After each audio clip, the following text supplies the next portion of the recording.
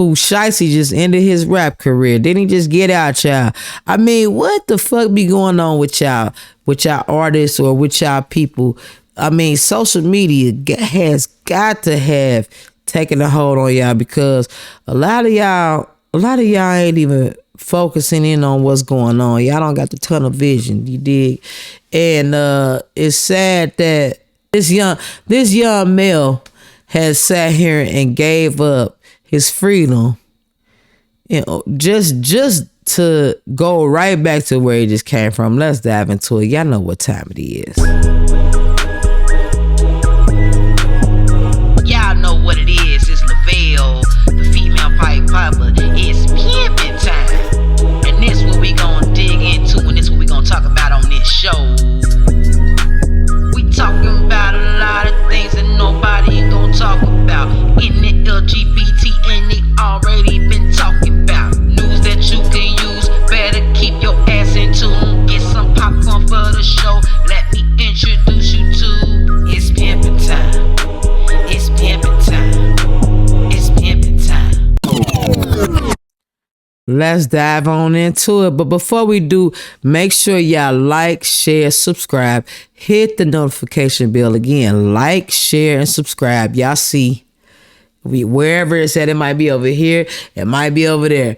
Like, share, and subscribe, and hit the notification bell. Let's dive right into it. In this recording studio together, Pooh Shiesty says to Gucci Mane, "Can we speak privately?" And he allegedly, according to this complaint, asked Gucci Mane to sign a release form that would release Pooh Shiesty from the record deal. Gucci Mane declined. They argue back and forth. Pooh Shiesty asks someone to bring him a bag and pulls out an AK-style pistol, according to this complaint, and demands that Gucci Mane sign this document releasing him from the recording deal. Wait a minute, time out. See, this is why it's very fundamental to understand how to read. Like, a lot of y'all don't realize that, but I'm gonna tell you like this. We are in the era where if you don't know how to read, you will get into different things that you don't understand or understand. And I'm not even gonna say this era. About 2, maybe even 5 years ago, if you don't know how to read, you are a dumbass. And on top of that, just because you see a $1.5 million check in advance or a $4 million advance check, on a contract, that does not mean that you should go right in and just sign your life away. News you can use. Because the reason why I say that is because during that time, we all know Juice WRLD. Yeah, Juice WRLD. And you will see the picture somewhere. I posted up. Juice WRLD. He sat there and allegedly swallowed drugs while he was on an airplane heading back into Chicago, into O'Hare. When he got there, they basically said that he wasn't feeling well and all this other shit.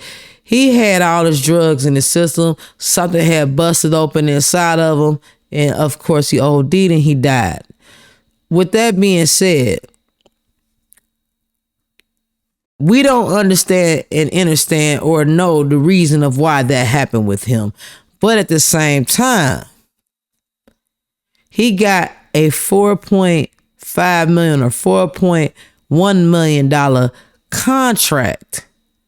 As far as his music went, he got an advance. It was $4.1 million or $4.5 million he had in advance. We don't know how many projects he was required to do. We don't know how long it was going to take him to do all these albums, or the allotment of the albums that he was supposed to have done for this record deal or this distribution deal or this label deal that he signed. We don't know that.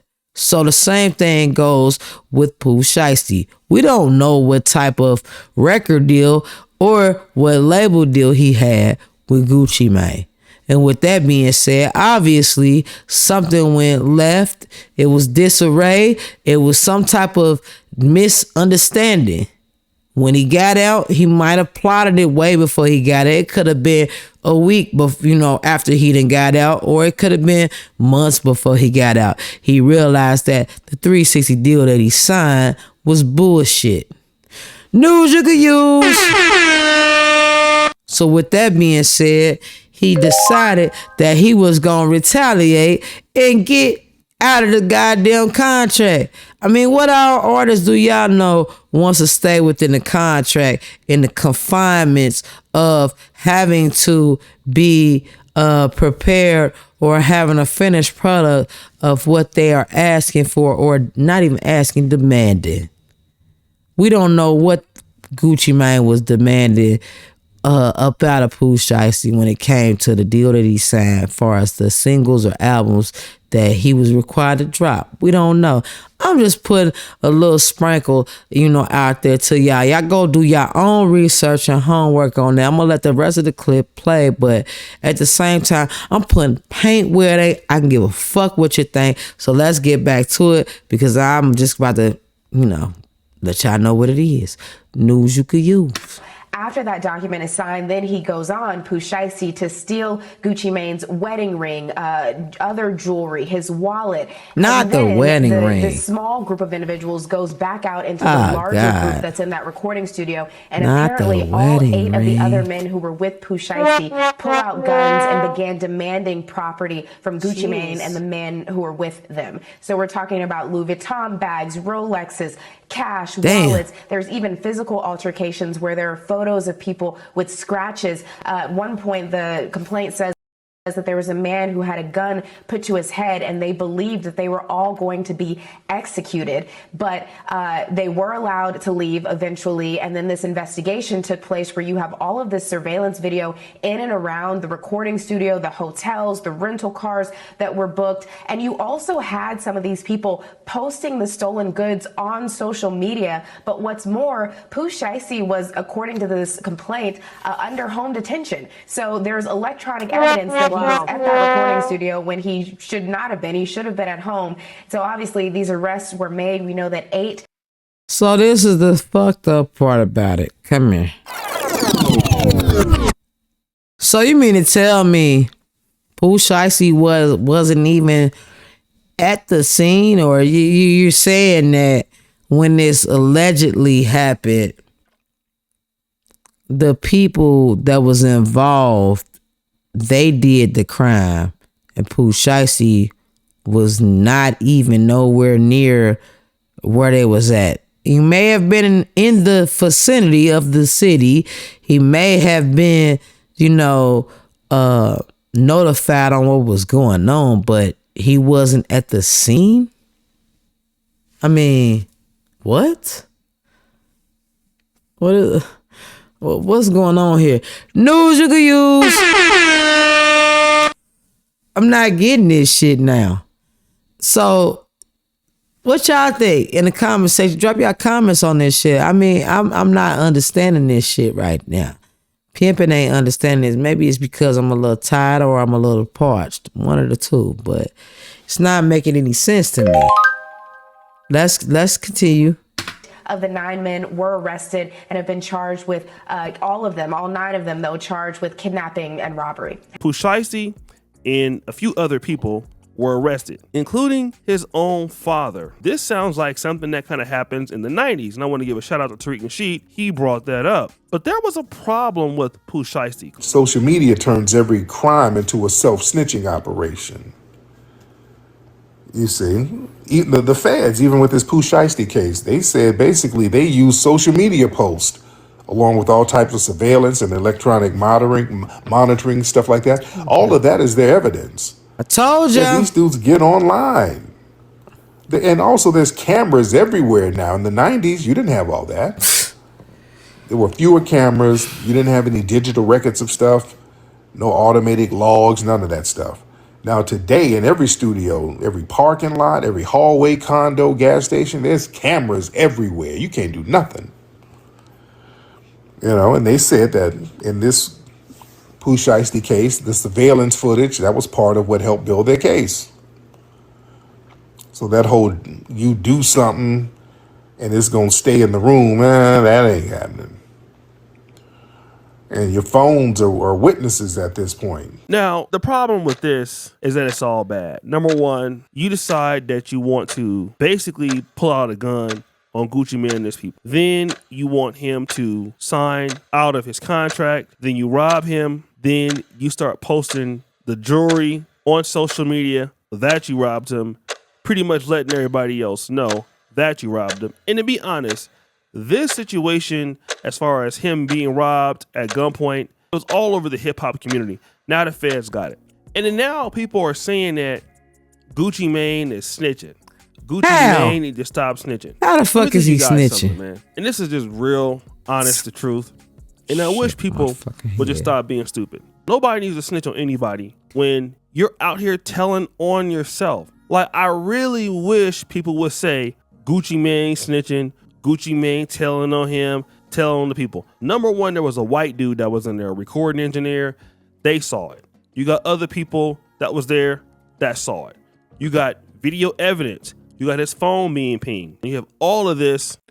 I mean, time out. Come here, y'all, because I'm not understanding again.